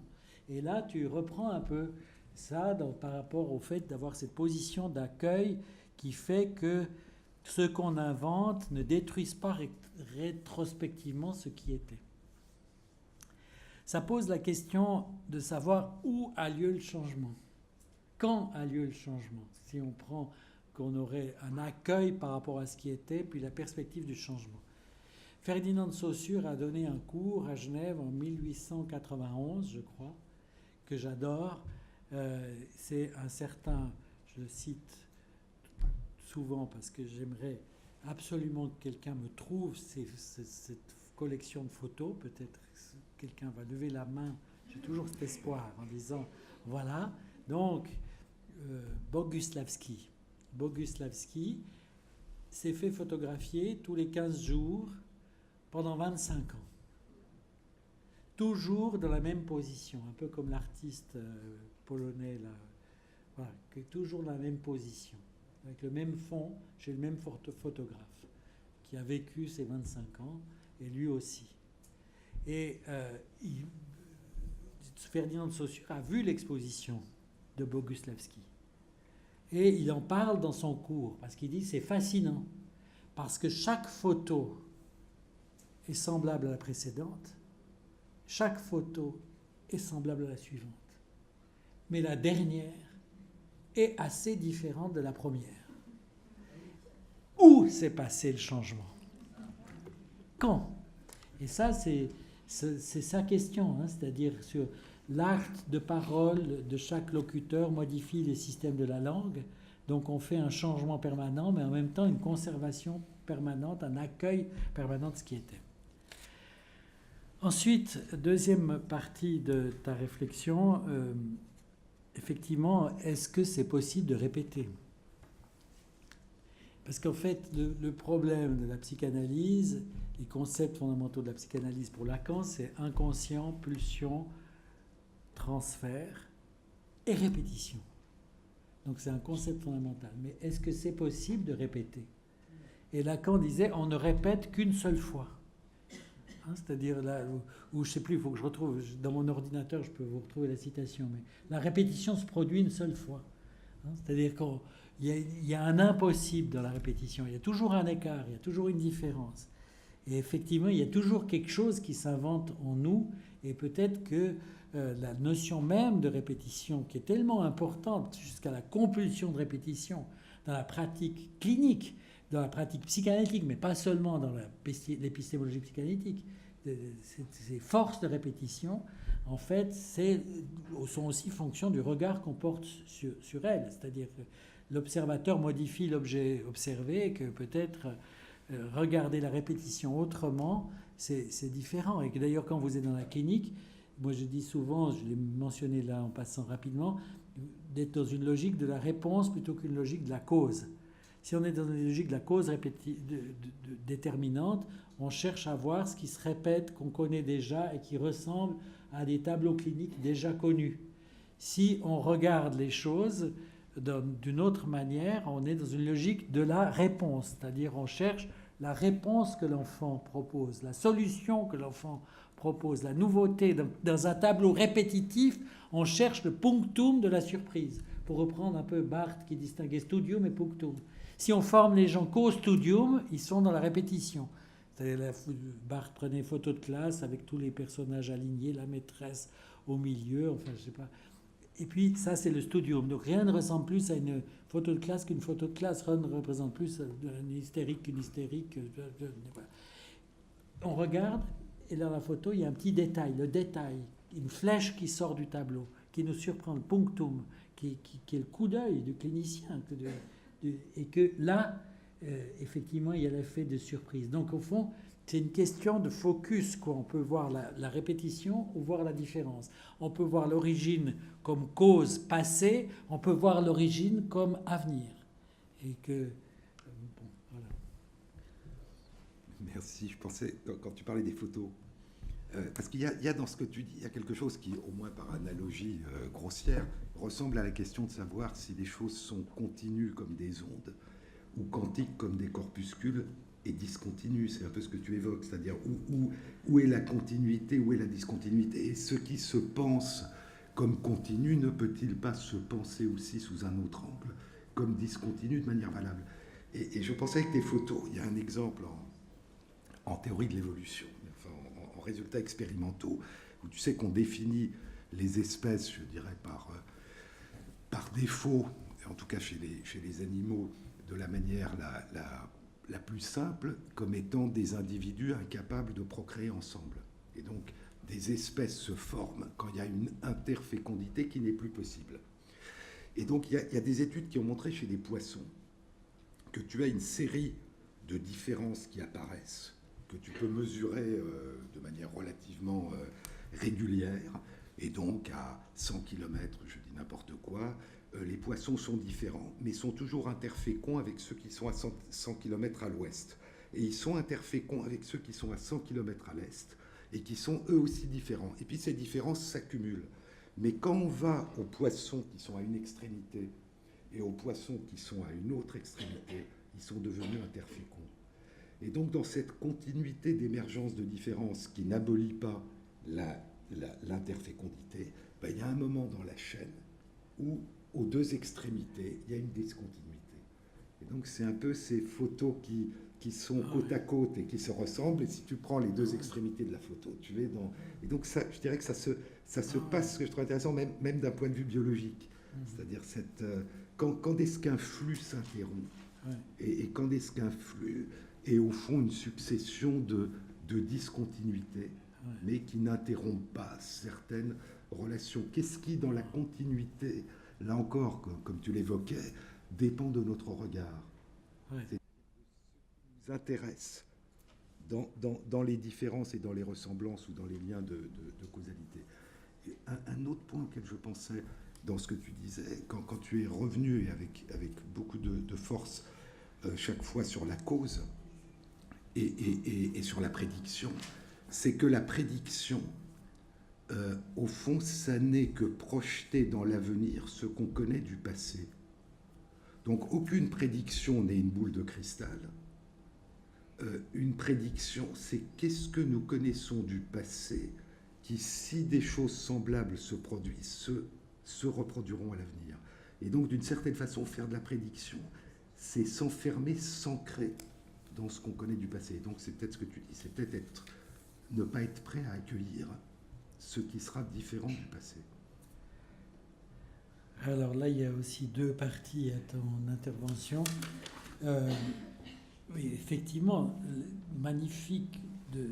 Pour moi, c'est toujours vertigineux aussi ça, de parler avec Jean-Claude Ameisen, parce que j'essaie de dire les traces, les réassociations de traces et la construction de la subjectivité, avec un temps absolument minuscule, un détour sur le chemin de la mort, on a à peine le temps de dire bonjour, qu'on est déjà enterré, puis les trax broient la terre du cimetière et puis il ne reste plus rien, on ne se souvient plus.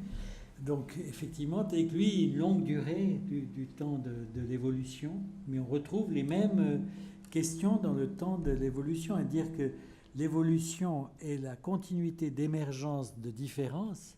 Je trouve que c'est magnifiquement dit, la dialectique entre l'émergence, la continuité et la différence. Il faut arriver à composer ces termes presque mathématiquement. Il faudrait pouvoir construire une mathématique de ça, c'est-à-dire comment on met ensemble différence, continuité et émergence. D'ailleurs, remarque, peut-être que la biologie, neurobiologie, elle est beaucoup trop restée dans le paradigme de la causalité naturelle du 19e, qui est linéaire, continu. Peut-être pas la théorie de l'évolution. Mais bon, j'en sais rien. Je dis ça pour dialectiser. Et qu'au fond, on réunit énormément de données, toujours prises dans cette relation du paradigme continuiste cause-effet. Et qu'il n'y a pas eu une révolution dans la biologie, comme il y a eu la révolution quantique dans la physique. Peut-être manque-t-il, peut-être qu'il y aura quelque chose qui se produira un jour où on prendra les mêmes données dans une logique différente et on trouvera quelque chose de nouveau. Donc cette idée de continuité, d'émergence, de différence, c'est vrai que c'est proche du questionnement de Ferdinand de Saussure sur l'évolution de la langue. Chaque acte de parole, disait-il, modifie le système de la langue. Et donc ça bouge imperceptiblement. Comment ça se fait qu'on parle le latin à Rome pendant très longtemps et qu'ensuite ça se désarticule vers l'italien dans un temps relativement bref par rapport à le temps dans lequel le latin a tenu. Donc cette dimension. D'ailleurs, j'ai une question là-dessus par rapport à toi. Hein. C'est-à-dire, quand tu dis continuité d'émergence de différence, dans la langue, on dit cette continuité d'émergence de différence, elle est due à l'acte du locuteur qui modifie le système de la langue. Comment on peut le penser dans le cadre de l'évolution? Moi, j'avais toujours été frappé par cette position de Canguilhem qui pose dans les sciences du vivant la question de l'erreur. C'est-à-dire l'erreur comme créant un écart. Et qu'au fond, l'erreur est indissociable d'une théorie du vivant, je crois. Il dit, et Foucault a écrit un texte sur cette question. Donc, ma réponse bute sur une question que je te pose. Ensuite, avant que tu me répondes, je prends la deuxième partie. Oui, effectivement, la prédiction... J'ai fait un lapsus, j'ai écrit procréation, mais ça va me permettre... La prédiction, c'est le fait de projeter dans l'avenir ce que l'on connaît du passé. C'est-à-dire que le cadre dans lequel on va penser l'avenir, il est déterminé par le passé. Donc on n'est pas capable de serendipity. S'il y a quelque chose qui est en dehors de l'image, on ne le voit pas. Alors qu'au fond, l'intérêt, ce serait de le voir. C'est pour ça que j'ai fait toute cette construction sur le temps et la causalité à partir de la procréation. Parce que de fait d'avoir un savoir sur la procréation vient écraser le devenir. Hein, au fond, et alors, procréer comme ci, comme ça, de telle manière ou de telle autre, avec telle démarche, laisse complètement ouverte la question du devenir. Alors que quand on en parle, dans les débats sociétaux, probablement comme ça va survenir quand il y aura peut-être encore des décisions à prendre sur les états généraux de la bioéthique, on va tout de suite, vous verrez, ramener une projection dans l'avenir de ce qu'on connaît du passé, qui va enfermer les choses dans une saturation du connu, sans ouverture à l'inconnu. Alors que chaque enfant qui naît, c'est le début de l'inconnu. C'est l'inconnu dans la maison. Il est là, on doit faire connaissance, on ne sait pas d'où il vient, d'où est-il. Comme dans certaines cultures, l'enfant ancêtre, on lui dit d'où viens-tu, qui es-tu, on l'interroge, on ne sait pas. Et c'est une rencontre extraordinaire, elle n'est vraiment pas ordinaire.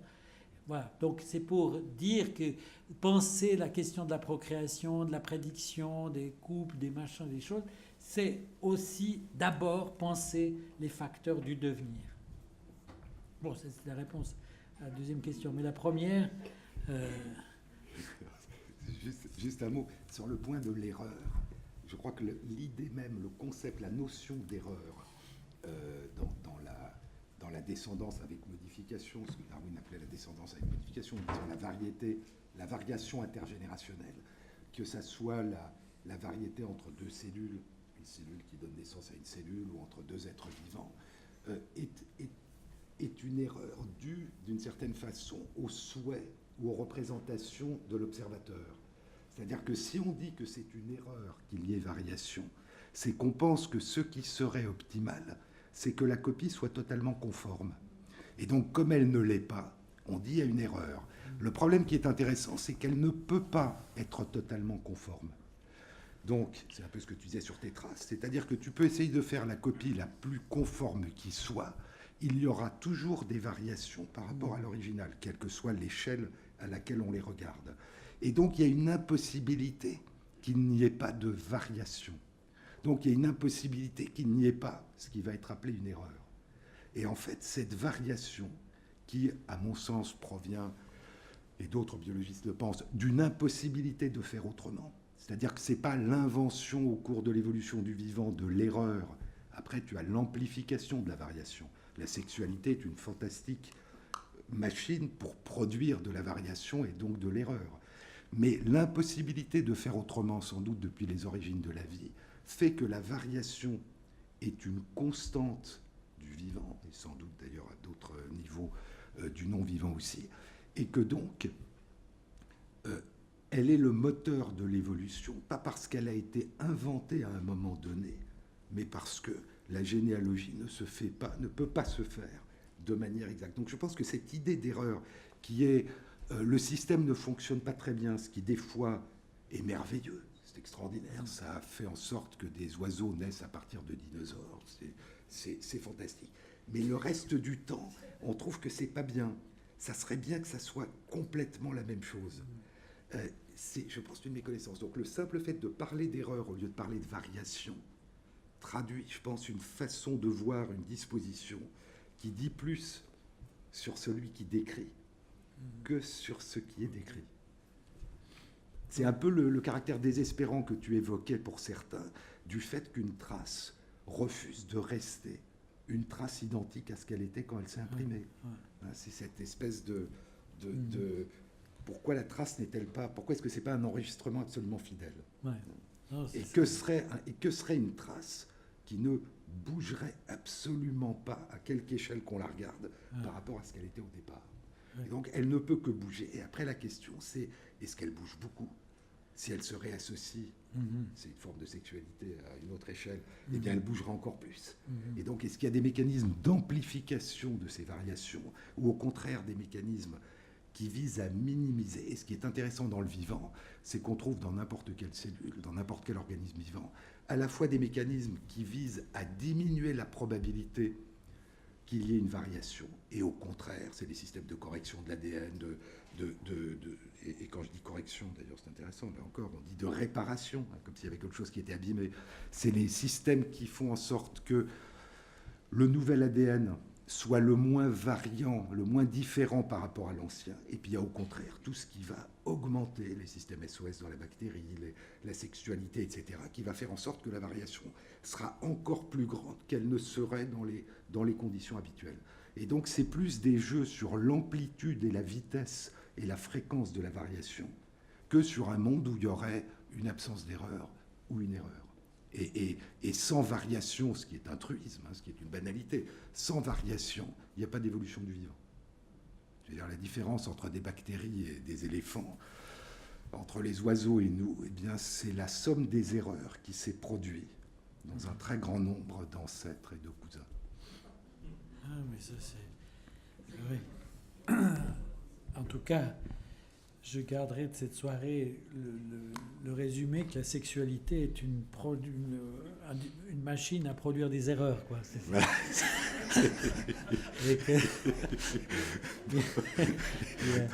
Et que peut-être, justement, l'illusion de la procréation médicalement assistée, ou peut-être même son risque, c'est de rester trop dans un paradigme continuiste qui limiterait les erreurs. Enfin. Je disais, au moment où le clonage avait été mis en évidence avait été mis en pratique pour la première fois, que si des ancêtres communs aux humains et aux chimpanzés avaient inventé les biotechnologies telles que le clonage ou CRISPR-Cas9, etc., nous ne serions pas là pour en discuter.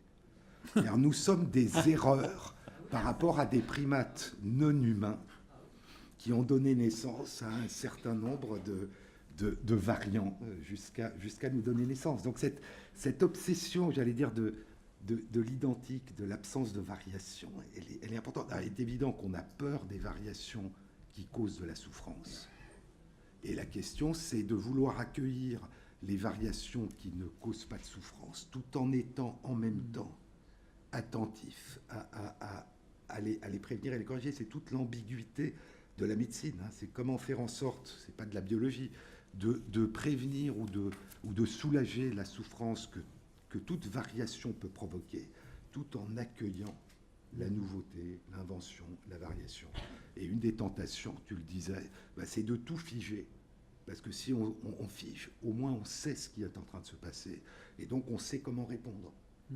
Si les choses changent, eh bien on est devant le meilleur et le pire. Donc c'est cette tension, et je crois extrêmement complexe. Et elle est sans doute aussi une des continuités, discontinuités qui intervient dans le malaise ou dans la perplexité de la réflexion éthique. C'est comment accueillir le changement tout en pouvant éviter ce qu'il pourrait avoir de délétère.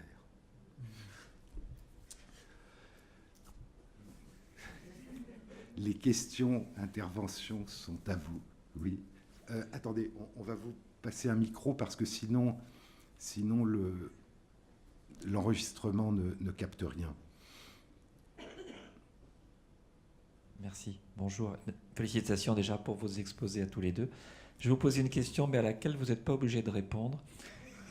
Voilà. Ce qui sous-entendrait qu'il y a des questions auxquelles François Ansermet est obligé de répondre. J'ai déjà posé à Jean-Claude Ameisen, est-ce que vous pensez qu'il y a un sens à la vie ?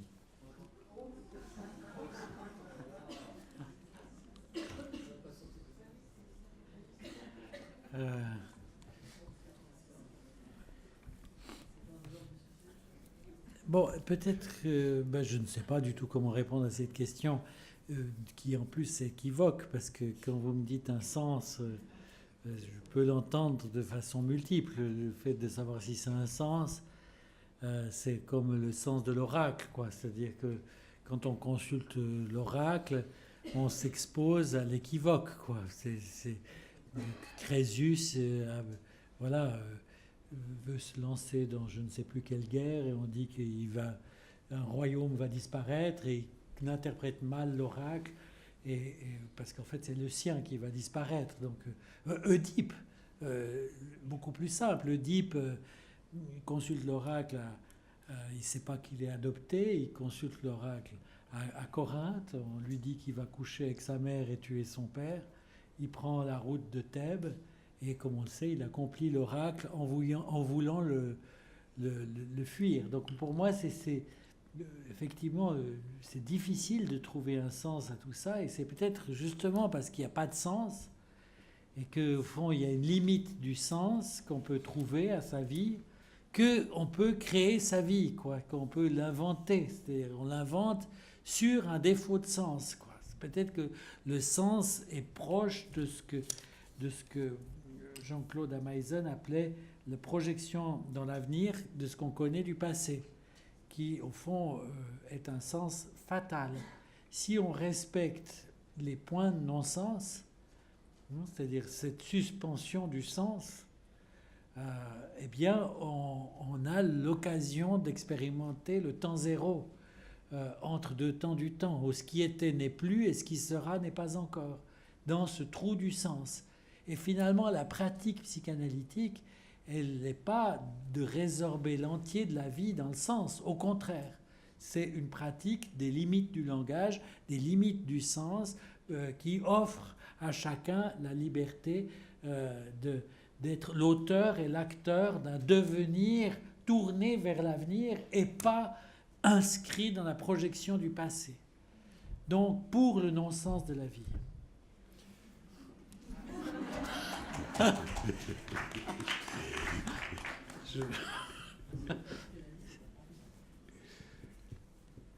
C'est ce que tu disais sur le destin, en fait, qui serait une autre façon Ouais. de poser la question. Ce qui me fait penser au livre d'Amartya Sen, Identité et violence, l'illusion d'une destinée. C'est-à-dire, au fond, quels sont les pièges de vouloir accomplir une destinée ou que d'autres accomplissent une destinée, c'est-à-dire un sens qu'on croit préexistant et qui expliquerait, justifierait et projetterait chacun. Ce que Amartya Sen essaie de montrer, c'est que justement enfermé dans un sens, dans la dimension de l'identité, dans la dimension de l'origine, c'est quelque chose qui est source de violence. Et l'illusion de la destinée, c'est qu'une fois que je crois que je sais qui est la personne, quelle est son origine, quelle est sa généalogie, quel est le sens de sa présence, eh bien je l'enferme dans un destin, ou je m'enferme dans un destin. Donc c'est ce que tu dis est très beau, je pense. C'est-à-dire c'est dans ces points de non-sens qu'on peut construire un sens qui n'est pas préexistant, et donc dont on n'est pas prisonnier. Ah, ça me va très bien. C'est-à-dire, oui, c'est ne pas faire de son origine un destin, parce que finalement, c'est des questions politiques majeures, parce qu'il y a toujours un risque d'un maniement essentialiste de l'origine, faire de l'origine une essence, et qui finalement écrase la destinée d'autres, quoi, et qui est l'antinomique de la rencontre. Donc tout ce qui homogénéise, c'est-à-dire que, en fait, je pourrais refaire l'exposé, mais vous n'êtes pas obligé de rester, dans l'autre sens, c'est-à-dire de commencer par la question du temps, c'est-à-dire des petits points de Nietzsche, des barres obliques, des hachures, et le décliner jusqu'à la procréation. Ce serait même mieux. C'est-à-dire, comme j'avais le souvenir des échanges avec Jean-Claude Ameisen dans le cadre du comité d'éthique qu'il présidait, ben c'est vrai que j'ai fait un clin d'œil à nos échanges, pas toujours simple, enfin agréable tout à fait avec Jean-Claude, pas toujours agréable globalement, enfin bref, c'était pas... Donc il y a un mouvement effectivement de risque essentialiste. Et si ensuite on ramène à la procréation, ben effectivement la procréation, l'origine, c'est le début des catastrophes, quoi. Défendre des origines, essentialiser les origines. Et que là, d'avoir ce paradigme de points qui tombent comme une pluie, avec des hachures, avec des lignes qui font des liens, dont on joue comme une sorte d'instrument de musique assez étonnant, et que c'est ça qui compte. Donc des points de non-sens à partir desquels on peut construire son sens, quoi. Moi, je voudrais dire quelque chose aussi. Je vais vous emmener sur un chemin qui est autre. En tant que sociologue, j'ai interprété votre exposé comme un outil pour battre en brèche le racisme et le sexisme. Le racisme parce qu'il fige des individus, des groupes dans des caractéristiques indifférenciées, alors que vous montrez la différenciation permanente. Le sexisme qui naturalise la femme procréatrice et l'homme seul créateur. Et je pense que vous montrez que les choses ne sont... Oui, ce sont les idées préconçues, selon lesquelles, par exemple, les femmes ne pouvaient pas faire de la peinture ou de la musique dans certains siècles passés, parce qu'elles devaient se consacrer à la procréation. Et ce que vous montrez, c'est que ce n'est pas le cas, vu que procréation et création sont intimement liées constamment, et que la répétition est aussi la création. Donc je pense que c'est quand même très intéressant d'écouter, de l'interpréter comme un outil dans ce sens-là. Et je vous en remercie. Oui, je pense que le maniement de l'origine, au fond, on pourrait dire, quand j'ai mis le titre « Origine à venir », c'était par rapport à une préoccupation qui est très présente dans mon trajet. J'ai écrit un livre qui s'appelle « Clinique de l'origine », qui est reparu en 2012, mais que j'avais écrit il y a longtemps, en 99. et ensuite la fabrication des enfants, ensuite la question des traces, c'est-à-dire des expériences initiales. Enfin, travaillant comme pédopsychiatre en néonatologie avec des enfants qui vivent la réanimation, je me pose beaucoup de questions. Quelles traces ça laisse, dans quel système de mémoire et en quoi ça détermine leur le devenir. Donc finalement, j'ai toute une construction qui est tournée vers l'origine avenir, le devenir, plutôt que le déterminisme fermé qui enferme l'avenir. C'est très intéressant de... Vous voyez, moi j'ai déjà eu une étrangeté de mettre ensemble mes préoccupations sur les traces et les préoccupations sur l'origine. Mais en fait, vu d'ici, c'est complètement logique dans l'exposé aujourd'hui et dans la discussion qu'on a. Vous allez un pas de plus, puisque vous me dites, en même temps, si on ne pense pas à l'origine à venir, on risque de penser à l'origine héritée et défendue et créant du sexisme, du racisme, ce que moi j'appelais l'essentialisation de l'origine, où le discours sur l'origine, s'il n'est pas posé par rapport au devenir, peut être un discours politique extraordinairement ségrégatif, exclusif, raciste et tout. D'ailleurs, on peut se dire, j'ai parlé des frontières entre l'humain et l'animal qui deviennent en crise, les frontières entre l'humain et la machine qui sont en crise, les frontières entre les genres qui sont en crise avec les transgenres, les genres fluides. Même Vogue, de ce mois, traite de la mode du genre fluide. Intéressante revue parallèle à Nature qui indique beaucoup de choses sur le monde contemporain, n'est-ce pas, le genre fluide. Donc tout devient fluide, liquide, fluide, les frontières. Et en même temps, dans la société, on construit... Il y a une folie des frontières.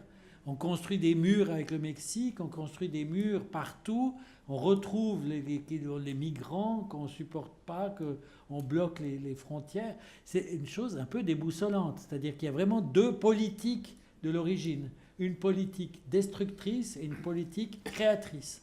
Et vous pointez que la réflexion sur une politique créatrice de l'origine, procréation, création, devrait s'accompagner d'une réflexion sur les politiques destructrices de l'origine, politique d'exclusion qu'implique la question de l'origine, qu'on aurait deux, n'est-ce pas, origine de vie et origine de mort, comme pulsion de vie et pulsion de mort.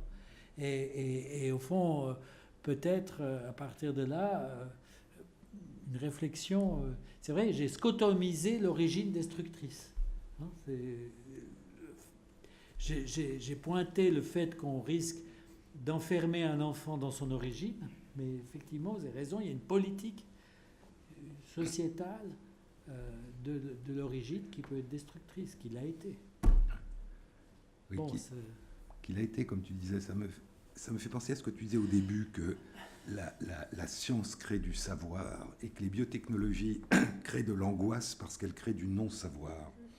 Et qu'en physique, le problème, c'était la réalisation technique, et que maintenant était le tour de la biologie. Mais pour reprendre ce qui m'avait frappé, ce que vous venez de discuter, tous les deux, le grand problème éthique, la grande source d'angoisse de la biologie, elle naît avant la bombe atomique. Elle naît dans les dérives du néo-darwinisme, du darwinisme racial, sexiste. Ouais. Et donc le savoir de la biologie, une mauvaise interprétation, une interprétation exclusive, destructrice, hiérarchisante d'une révolution scientifique qui est la théorie de l'évolution, va créer un désastre et de l'angoisse. Et donc le savoir peut créer de l'angoisse, et c'est ce que tu es en train de dire maintenant, et que la façon dont ce savoir est appliqué, est orienté, dans quel contexte il se déploie, est quelque chose d'essentiel. Et donc la biologie a déjà été destructrice, longtemps avant d'acquérir tout moyen biotechnologique. Donc c'est quelque chose de... Alors je me disais, bon, la physique n'est pas angoissante tant qu'elle est théorique, en tout cas jusqu'aujourd'hui. Elle est parfois angoissante, comme tu le disais, quand elle se met à produire des objets techniques dévastateurs. La biologie est angoissante même quand elle est théorique, parce qu'il n'y avait pas plus théorique à l'époque où ça a été déployé que la théorie de l'évolution du vivant. Est-ce que ça a un rapport avec le savoir, ou est-ce que ça a un rapport avec la biologie quand elle touche l'humain? Et donc, est-ce qu'il n'y a pas quelque chose dans l'exploration, je dirais, de la dimension vivante de l'humain, que ça soit une exploration théorique ou que ça soit une manipulation pratique, qui est particulièrement angoissante parce qu'elle nous touche de près et parce que ce risque que vous discutiez, c'est-à-dire le risque que le savoir ou les techniques soient mis en jeu de manière inhumaine, de manière discriminante, de manière excluante, il est toujours présent, qu'il s'agisse du savoir ou qu'il s'agisse de la potentialité de modifier le réel par les techniques. Ah oui. Oui. Non, là j'ai un vertige historique à rajouter à la série des vertiges. J'ai besoin de... C'est juste que ces deux maniements de l'origine doivent être présents, ces deux maniements aussi du savoir et de la science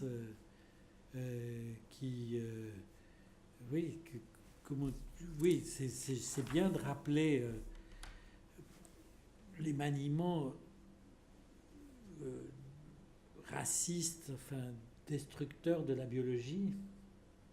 Au fond, la bipartition freudienne entre pulsion de vie et pulsion de mort, elle est présente. Et puis des fois, on peut être étonné. Je sors de cette impasse historique parce que je vois tous les gens qui sont morts autour des questions qu'on vient de pointer, quoi. C'est tant du point de vue des colonies que du point de vue des génocides, que la question juive. Enfin, c'est ce que vous pointez comme dialectique.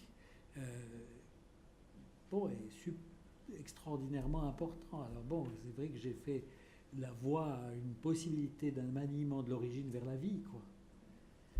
Et que vous rappelez le maniement de l'origine vers la mort. Et que comme moi je suis un angoissé probablement, mais en même temps un optimiste basé sur un pessimisme fondamental. Quand je roule avec une voiture sur la route, je suis toujours fasciné que les camions ne me foncent pas dessus, quoi. Je me dis, bon, malgré ce qu'a dit Freud de la pulsion de mort, ça fonctionne, quoi. Alors, voilà. Donc après, les forces de vie et les forces de mort, je pense que c'est une dialectique importante. Alors je prends mon côté optimiste en disant que Oui, ça nous donne un outil pour combattre l'autre. C'est-à-dire qu'on peut aussi avoir une utilisation de la destructivité à fin créatrice, parce que dans le travail du créateur, il y a la destruction de ce qui était, la création de quelque chose de nouveau. C'est-à-dire qu'il y a des forces de mort au service de la vie. Et peut-être aussi des forces de vie au service de la mort, dans la fascination pour l'origine. Et que là, cette dialectique entre pulsion de vie et pulsion de mort est d'une grande complexité. Et dans la question de la création artistique, enfin, c'est quelque chose qu'on peut aussi mettre en avant, quoi. Hein? Bon. Donc, conclusion, on redécouvre pulsion de vie et pulsion de mort au terme de cette soirée, qui va me faire des pas en avant. Réassociation de traces. Oui, je crois qu'il faut qu'on finisse malheureusement parce que le bâtiment doit fermer. Donc un très grand merci pour cette superbe soirée.